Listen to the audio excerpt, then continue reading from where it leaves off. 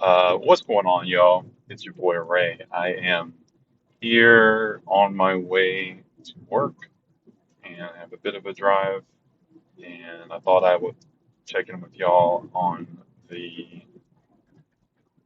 just my thoughts from the first game of the season. The Nuggets played the Warriors. I'm sure many of you saw the game. The Nuggets put up a hell of an offensive performance, especially led by a 50 banger from Aaron Gordon. Lots of great shooting from him. Great first half from Jamal Murray, 10 assists for him as well. And, I'm sure you've listened to other people. If you're listening to me, you've listened to other people describe the game, so I'm not going to get into too much of those details. But I am going to give you my broader takeaways from the game. Is that, and where I would probably start is where I've kind of been about the off season is that I think this whole thing, this new era, this new configuration of the team is going to be a process. That as much as we might like Cam as this cerebral guy, as someone who has experience and feel and has gotten the reps in a high sort of high touch environment, so much so that he can do a little bit more of that secondary career playmaking and off the dribble stuff. The reality is that most of the role that, if you're swapping for MPJ, a lot of the time you are just going to be in the corner standing. And a lot of the time you're actually not being asked to do a lot of dribbling and ball handling. A lot of the times you just need to make that shot. You don't need to think about it. You should be thinking about it, sure, but you don't need to be thinking about it to such a degree that it leads you to hesitate to take the shots you need to be taking to keep defenses honest. And I think Cam has to have a mindset shift in that way. There's something to the psychological analysis of the shooter that it's ego driven. It's to some degree, the type of people who are shooters, especially shooters in the NBA, uh, they have to be at a level where they're saying to themselves, I am him. I don't really even, that thing Mike said is like, I don't even really see defenders. That's kind of how you got to be. The trigger has to be, you have to have the utmost faith in yourself that you're going to hit shots, so much so that you don't, it's just instinctual. You're not thinking about, oh, is this the right shot to take? Is this not the right shot to take? Should I be getting the ball to Yoke? No, you know that this is your moment, this is your time. The ball's in your hands, and you're putting it in that basket. I think that's the big thing um, for him personally, and for the team at large. You know, obviously the bench minutes going really well. I think that's a great sign. The non-Jokic minutes being successful, I think that's a great sign. Jamal Murray having the kind of start to the game that he did, even if he trailed off towards the end, I think that's a great sign. And so there's a lot of positive to take away from the situation to the point that I wouldn't worry too much, even though this is a bad loss, even though you should have won this game if you're the Denver Nuggets. You shouldn't worry too much about it in the long run because at the end of the day, this is a process. And, they might go 500 the first 10 games. I totally think that's possible just because it's gonna take time for everything to gel. You're gonna have a bad Jonas Valanciunas game sometime. You're gonna have he's not gonna shoot, go for 50 every night. He's gonna have great shooting nights, and I think he's gonna continue to do that. But there's gonna be some variance in there. Sometimes the bench is gonna be bad, um, but also Jokic is gonna be better. There's gonna be some ups and downs as the team figures out how to be the best version of itself.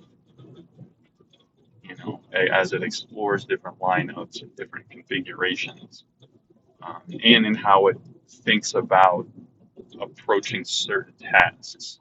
For example, what we saw last night, how they approach the task of competing with Steph and Curry. And not just Steph, but guards of that nature, perimeter players of that nature. You need quickness, athleticism, length to really disrupt those guys if you're able to at all. That's not to say it's going to be easy. It's just because you have the tools to do so doesn't mean you have the know-how or that the other team, in this case the Warriors, is going to make it easy for you.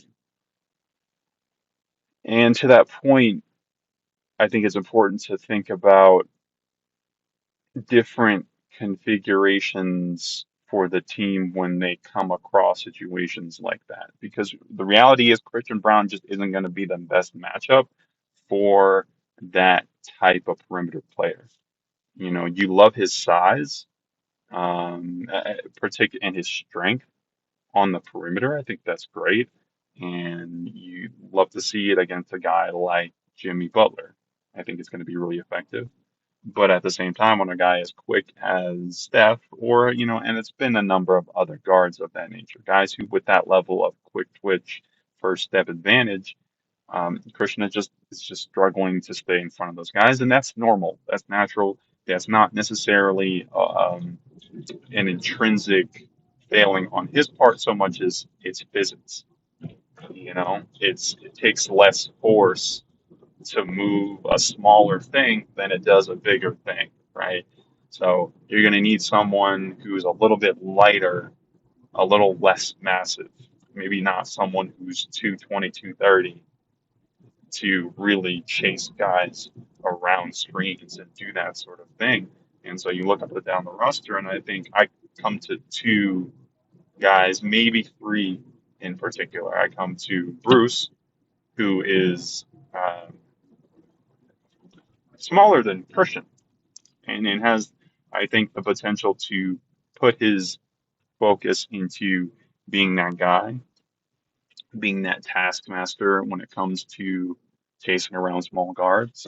And I think about Peyton Watson as a guy who also has the build, even though Peyton is a lot taller, because it's kind of the blessing and the curse of his lack of weight is that while at the same time that he might struggle to finish at the rim or what have you, he's also going to be a lot better at chasing guys around screens, about even when he does get beat, getting back into the play, about, staying connected at the hip to a greater degree when it comes to and challenging some of these small guards with his length, with his athleticism, with his mobility.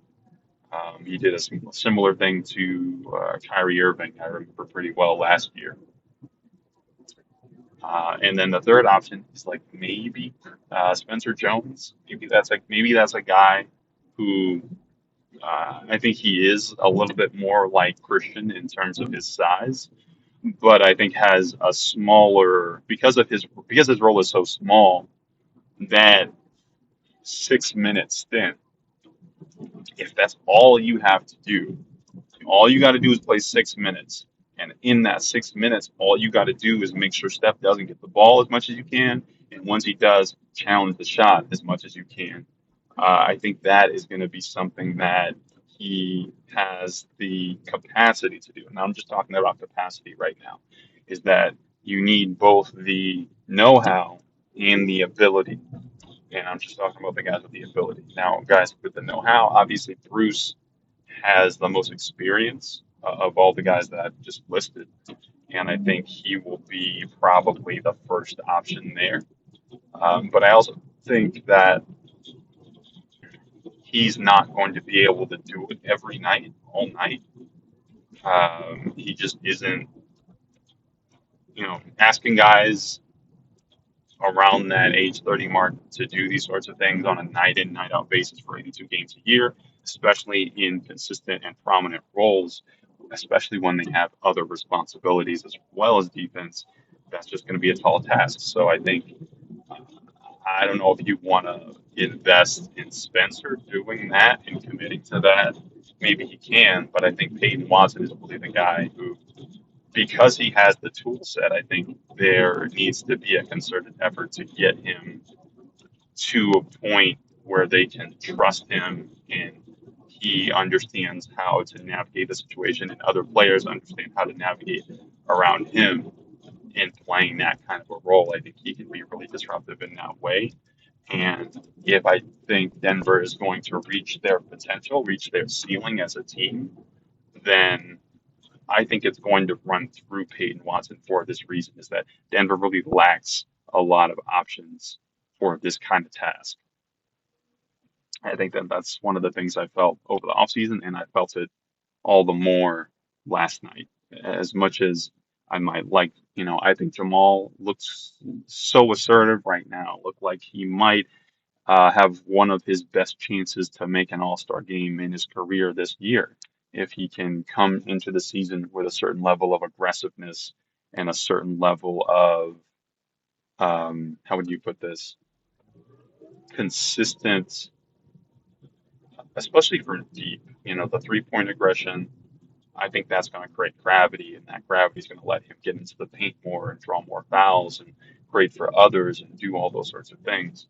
That Christian can continue his play from last season, and that he's great at being a force multiplier for Denver, where the size that they can present doesn't just extend into the front court; it also extends onto the perimeter. All the while, hopefully, he can parlay, keep that shooting up that he had last year in the regular season. I think he shot 39.5%, something like that, 38%, and then make sure that that holds to a better degree into the playoffs. That Cam, we kind of talked about it's going to be a process for him, but I think he can be, if not as good of a shooter as Mike was, at least somewhat close, and can maybe make Denver a little more offensively flexible. And obviously, you have Jokic there. Not that I dislike any of those players, but I think there's like a defensive deficit.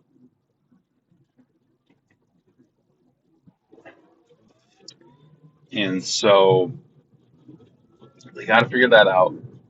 And they got to figure out how to navigate the fact that at the end of the day, they got a little smaller and they got older and they got a little less athletic just by the nature of that age and going from Mike, who was 26, to Cam, who was 28, 29 years old. Um, Again, fully acknowledge that he is doing a better job of keeping guys in front of him. But when it comes to challenging shots, when it comes to being an impact defender, being somebody that offensive players are concerned about, that takes a certain amount. You need juice in the same way that offensively there are guys with juice who they can create on their own. They have that explosiveness in some way. That goes true for defenders as well.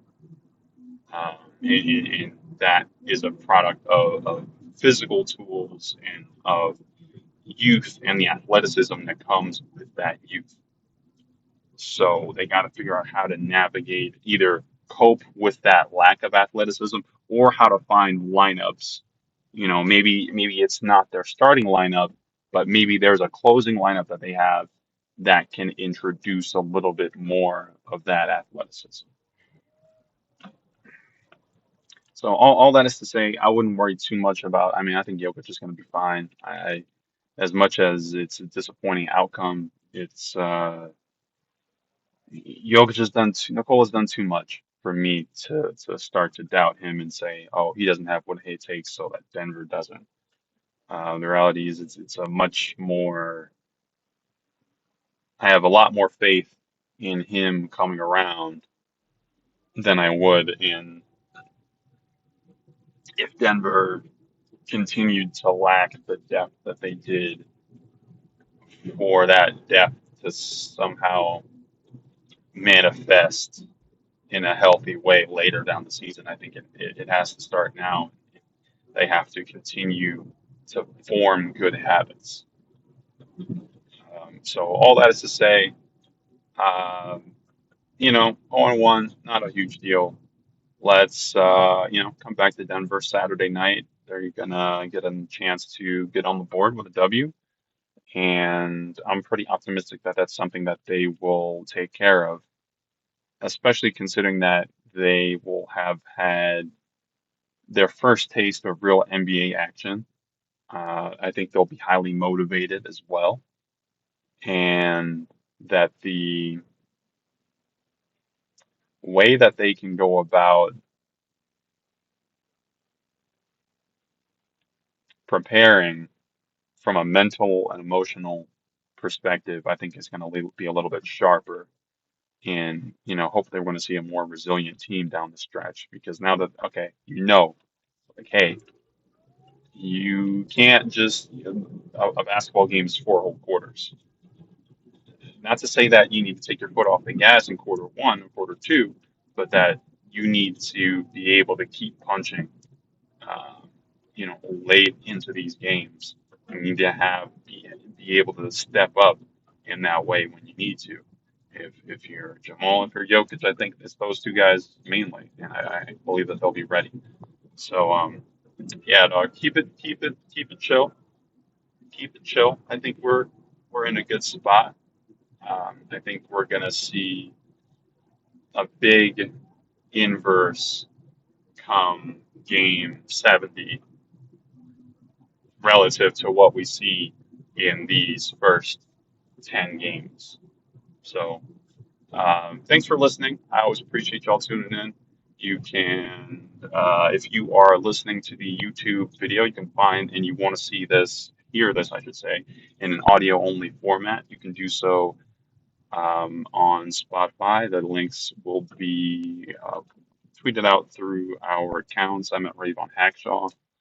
Peter as well. You can find him at Bucket Since '88, and you can find the podcast at Four Corner Pod on the Twitters. And if you're listening to this on an audio platform, you can find us on visual platforms on YouTube at Four Corner Media. Thanks, and I hope you all have a great day. Drink lots of water. Happy Halloween. We got a little Avatar: The Last Airbender cosplay I've been working on. Should be fun. And I'll see y'all soon.